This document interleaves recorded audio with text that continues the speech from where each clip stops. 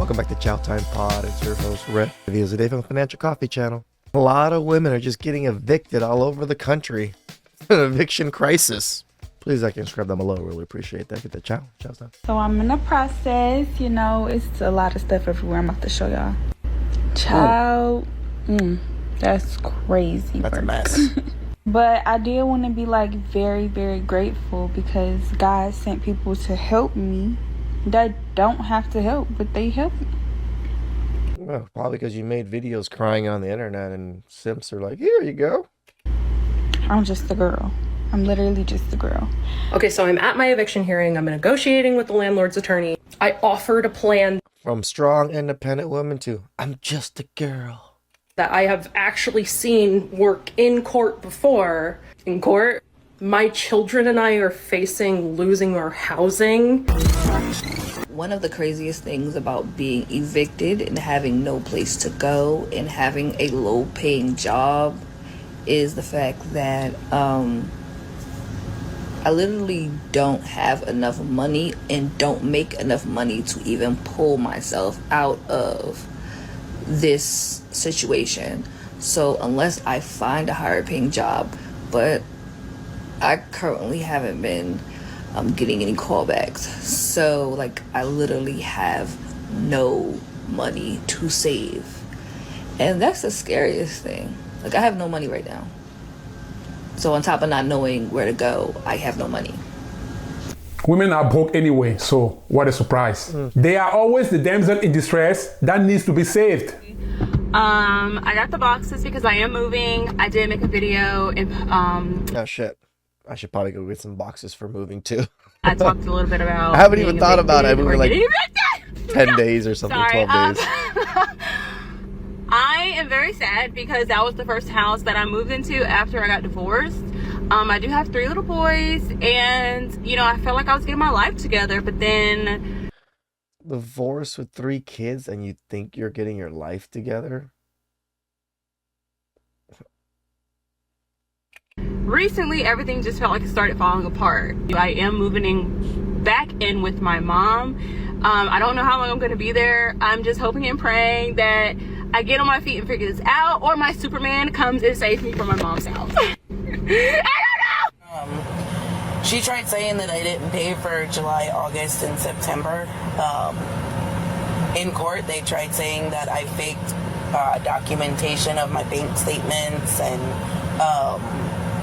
Did you? how it came off of my phone, it come off this person's phone, or whatever the case may be. They may sit there and pull what my landlord and her lawyer tried to pull, say that it was faked, but it wasn't.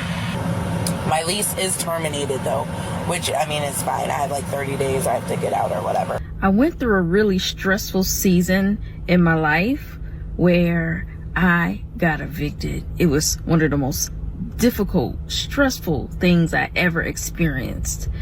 All I did was get on my face because I didn't know what to do. I literally had no money and I prayed to God all night. Well, the next day, somebody called me and they asked me what was going on because they had a dream about me and they had just came into a bunch of money and they knew in their heart that they had to help me. Well, guess what? Really? Really? This is the story that she's going to spin right now? That she prayed and somebody felt her prayers? Oh my. Really? What? They moved me out of my apartment that I was getting evicted out of, and they found me a cheaper apartment, and they paid the rent off for the rest of the year. So if you're stressing, don't stress. Shut the fuck up. You really stupid. You think most women are just, most people in general are just going to all of a sudden get some rich motherfucker out of nowhere to give them a year's worth of rent out of nowhere? What the fuck are you telling people that to not stress for? To just all of a sudden pray and a whole year's rent just comes out of nowhere? You sure it was just praying, girl? I'm sure you're on your knees, but and you know, calling out to God here and there, but I don't think it was prayers. Trust God and pray until something happens. And guys, that's why you should never feel bad or sorry for them whenever they are struggling.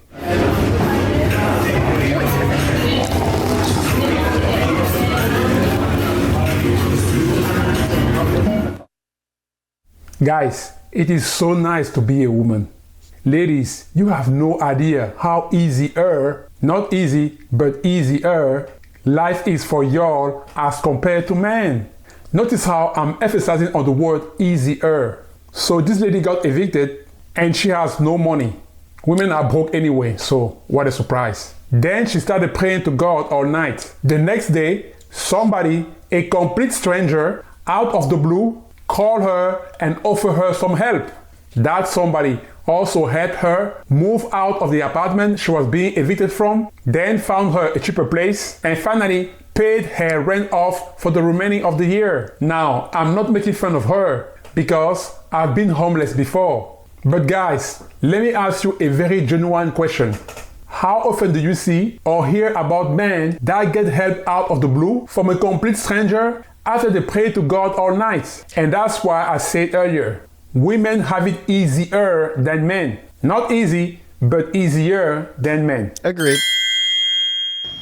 Oh, this is it. I'm sitting on my balcony, and the constables will be here. I need something DM me. This. Why you... I feature these things, I feature these videos, guys. Do you guys understand why I do it? I do it to keep testing you guys on your sympathy level for women. Because there's still a lot of you guys that every time I do some of these videos, oh, why are you always shitting on women? Why are you so mean to women? Men are struggling too, and all of I know! I fucking know. The economy sucks. Everything sucks. Everybody's struggling. I fucking know. Men and women. But we men aren't the ones that are saying they're strong and independent and don't need nothing. Nor are we the ones that are on camera en masse crying and victim blaming and using every single victim card possible to get free shit out of your situation. That's the problem I have with these videos, is they're doing it to get DMs, to get Cash App, to get taken care of. And they're not even, most of these videos aren't even real tears. Most of these women aren't struggling that really, but they make it seem like that. It's mostly just a facade of lies. Yeah, I think by 9. So at this point, I was trying to pack up some stuff and put it in my car, but I don't even feel like doing that. So if y'all know anybody who needs things, I got 2 beds, I got a washer and dryer, I got plenty of clothes, I got all kinds of stuff. They're about to put all my stuff on the curb. So if y'all know somebody that needs something, hit me up and let me know. I'm giving it away. They can have it. Whatever I got, they can have it. So story time on how I just got evicted. And another one, why people always say, why is there a lot of black women featured? They happen to be the highest demographic of women that are getting evicted. Sorry, it's just most of the content comes from that. Now, one thing's for sure, 2 things for certain. I'm not a girl who ever been in a low-income place or Section 8 or anything. I always got the fine things in life, but this was a stepping stool for me. Certainly because my last place I paid $3,000 a month, and I needed to fix my credit. And while fixing my credit, I didn't feel the need to apply to another place, and I was not going to renew my last lease. I moved in here like January or whatnot.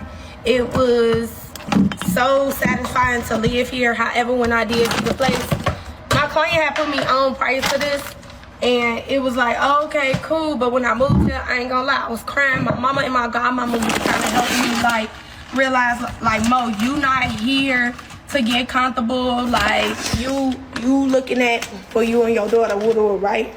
But y'all gotta also understand it's coming from a person who never had a white stove or a white refrigerator. Why does it matter if it's white? My very first apartment was the same complex my mom lived in. It was just mine was a 1-bedroom, luxury. Every apartment after that was luxury. This Maybe not go for luxury so much when you're just starting off. Might help out. Just a little. is not luxury. But it's okay because I was grateful. She was just rambling, by the way. So she's bragging about paying $3,000 a month in rent. But she also claimed to have never been in a Section 8 apartment or on low-income housing. Okay, so how does that make her any special? Most people have never been on Section 8 either. And to be honest, I don't see why she feels the need to seek approval and validation from strangers. It seems like she's embarrassed because she's getting evicted. And because she's embarrassed, she's rambling about paying $3,000 a month in rent at her previous apartment. She probably sees it as a flex, in my opinion. Fuck that, $700 here, guys. I am moving though, so it's gonna be a lot more expensive in my own place. But fuck, I've been $700 for almost 4 or 5 years here. Save that money. So I'm getting evicted, and my court date is in 10 days. I have never been evicted before, so I don't exactly know what's gonna happen.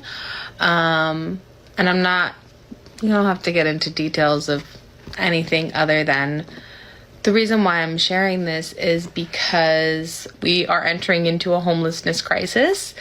And yeah, you know, there's a lot of factors that have gone into why I am getting evicted. Difficult choices had to be made in order for me to survive, and my family to survive. Okay. So anyway, was any of those difficult choices to not buy these, I don't know, DVDs, Blu-rays, or video games, or whatever the hell this huge stack of shit is? Anyone that's gonna say anything rude or judgmental is just gonna get blocked, so don't even bother. What's up, y'all? So I just got an eviction notice on my door. Come on the internet to bitch and moan, and then tell people, don't bitch and moan at me, because I'm here to bitch and moan.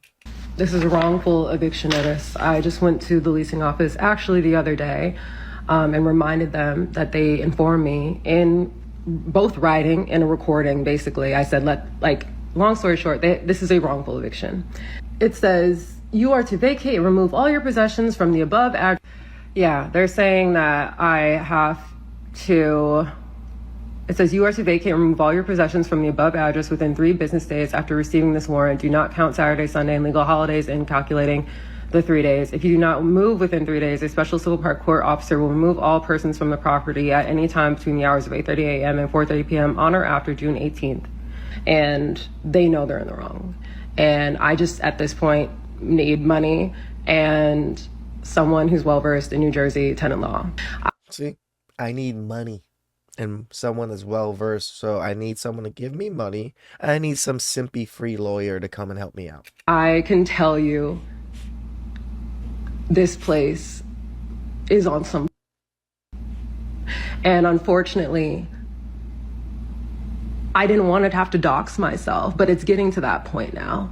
So if anyone knows anyone who could help me out with this, I would really appreciate it because I'm just kind of over it and I'm really doing my best to keep it together. Sure. I feel like I need to expose all of the that has been going down in this complex for so long for anyone else who would be interested in living here.